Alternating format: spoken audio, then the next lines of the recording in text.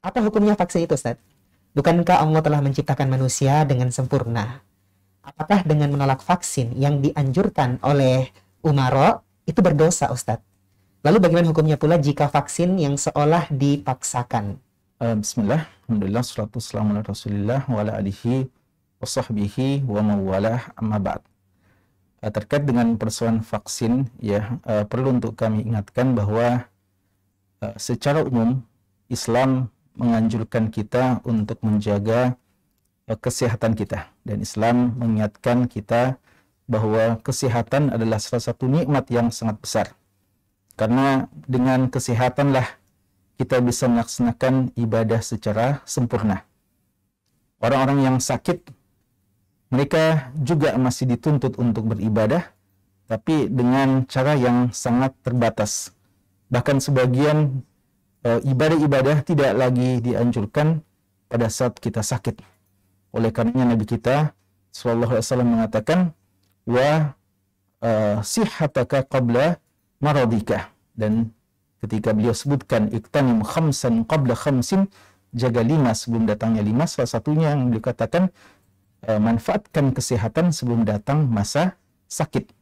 Dan juga dalam hadis Bukhari dari sahabat Abdullah bin Abbas radhiyallahu anhuma, beliau telah mengatakan, ni'matani maghbunun fihi ma katsirun minan nas, as-sihhatu wal faraq. Ada dua nikmat yang kita banyak lalai dan banyak merugi padanya, yaitu nikmat kesehatan dan nikmat waktu yang kosong. Ini isyarat bahwasanya nikmat kesehatan jangan disia-siakan. Dia nikmat sebagaimana nikmat yang lain perlu untuk dijaga, perlu untuk disyukuri. Dan itu Al-Imam Ibnu Qayyim Al-Jauziyah rahimallahu taala mengatakan bahwa prinsip menjaga kesehatan dalam Islam itu dengan 3 hal. Yang pertama adalah dengan menjaga kesehatan itu sendiri, hifdzu as-sihah. Menjaga kesehatan yaitu ketika kita memiliki nikmat kesehatan, jaga, ya.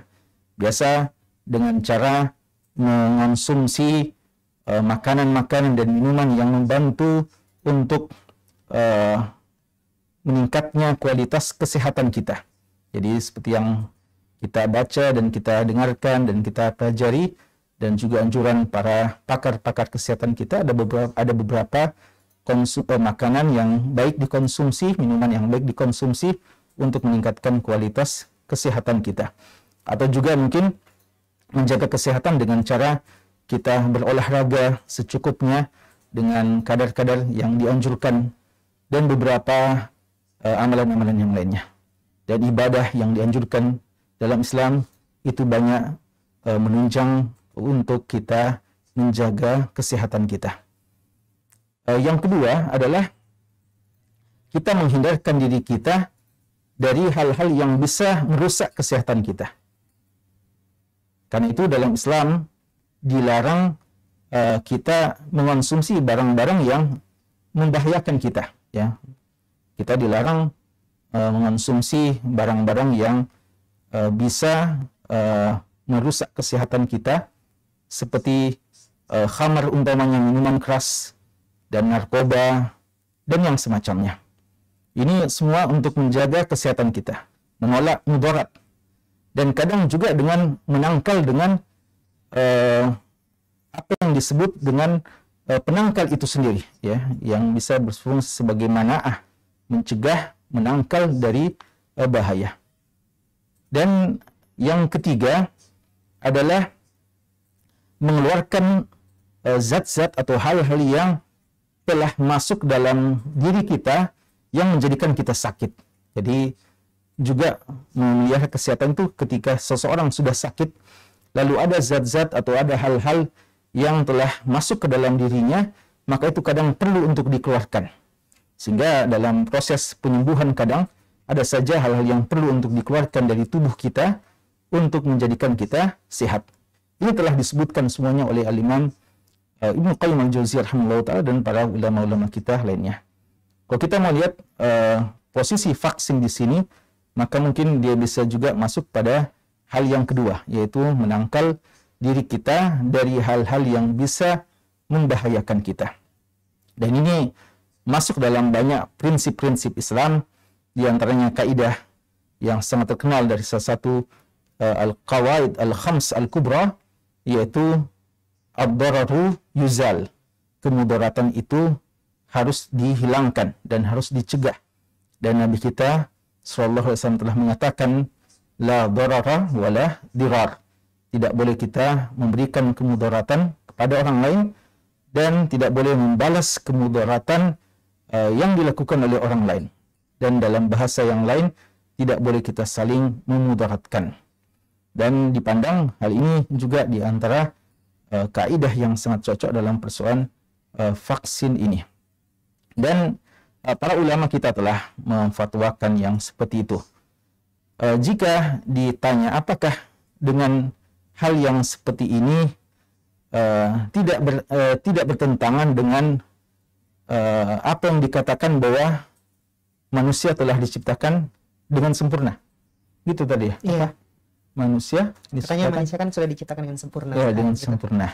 Perlu untuk kami jelaskan bahwa manusia tidak sempurna, ya. Tapi yang lebih tepat mungkin manusia diciptakan dalam bentuk yang terbaik, ya. Laqad khalaqnal insana fi ahsani taqwim. Dibandingkan dengan makhluk-makhluk yang lain, makhluk yang namanya manusia lah makhluk yang paling Allah muliakan, yang paling baik ciptaannya, yang paling sempurna secara relatif, ya. Relatif dia sempurna dibandingkan makhluk-makhluk yang lainnya. Tapi manusia ini sebagaimana kata Allah juga, khuliqal insanu dha'ifa. Manusia itu juga diciptakan lemah. Lemah, kadang ada hal-hal yang menjadikan dia sakit, dan lemah kadang hal-hal yang bisa menjadikan dia tidak mampu untuk mencapai keinginannya, dan bahkan ujung-ujungnya kelemahan tersebut adalah kita sebagai makhluk semuanya akan mati, ya. Dengan itu disyariatkan untuk menjaga kesehatan, dan salah satunya adalah seperti yang kita sebutkan tadi, berobat, mengonsumsi hal yang kita perlukan untuk menjaga kesehatan kita. Dan berobat ini adalah satu perintah, ya. Berobat adalah satu perintah, karena tidaklah ada penyakit yang datang kecuali ada obatnya. Tapi kata Nabi kita sallallahu alaihi wasallam, alimahu man alimahu wa jahilahu man jahilahu. Ada yang tahu apa obatnya dan ada yang tidak tahu apa obatnya. Dan disinilah pentingnya ilmu, ya. Jadi sebagaimana masalah-masalah dalam apa saja, ada saja orang yang pakar di situ, orang yang memahaminya, maka demikian pula dalam hal-hal yang sifatnya kesehatan. Di sana ada pakarnya, di sana yang mengetahui apa obat yang cocok. Prinsipnya dalam masalah-masalah yang seperti ini, tentu saja ada obat-obat dan ada penawar yang memang sudah pernah ditawarkan langsung dan diajarkan langsung oleh Nabi kita sallallahu alaihi wasallam. Ya, ada kurma ajwa umpamanya, ada pengobatan dengan madu, ya, dan habbatus sauda, dan beberapa obat-obat yang bisa menjaga kesehatan kita.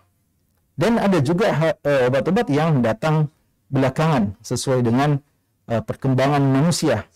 Prinsipnya dalam urusan-urusan duniawi, maka itu semuanya boleh-boleh saja kita konsumsi dan silahkan kita manfaatkan selama tidak bertentangan dengan syariat Islam. Dan persoalan vaksin ini sudah difatwakan oleh para ulama-ulama sedunia tentang pentingnya, apatah lagi di masa-masa saat sekarang ini. Cuma persoalannya tadi, apakah boleh dipaksakan atau tidak? Ya, ini ialah batas dianjurkan, ya, dianjurkan karena persoalan untuk memilih apa yang kita gunakan untuk kesehatan kita, maka setiap kita berusaha. Tapi jangan kita sampai hanya karena, ya, tidak mau berobat sampai kita menjatuhkan diri kita dalam kemudaratan, ya. Dan juga kadang dia juga hal yang sangat penting jika hal itu bukan cuma bisa membahayakan diri kita, tapi juga bisa membahayakan orang lain, ya. Maka ini diantara pandangan-pandangan yang penting untuk kita perhatikan. Walaupun tentu saja, ya, sekali lagi kita tetap harapkan ada pendekatan-pendekatan yang sifatnya persuasif dalam masalah ini dan tidak dipaksakan, tapi diberikan kecerdasan dalam artian pencerahan-pencerahan yang baik dan bisa dijelaskan dengan cara yang terbaik yang dengannya bisa diterima oleh masyarakat umum. Namun sekali lagi ya, bahwa obat dan vaksin hanyalah salah satu upaya, dan di sana juga banyak upaya-upaya yang lain yang bisa kita tempuh ya. Tapi intinya vaksin insya Allah dia halal ya, dan dia sesuatu yang dipandang aman ya, berdasarkan keterangan para pakar-pakar dan telah difatwakan oleh para ulama kita. Adapun hasilnya semua di tangan Allah, karena bagaimanapun usaha kita ketika ajal telah datang, maka tidak ada yang bisa menolak ajal tersebut. Namun ketika kita sudah berusaha, maka tidak ada hal yang perlu untuk disesali dari setiap usaha kita. Wallahu ta'ala alam.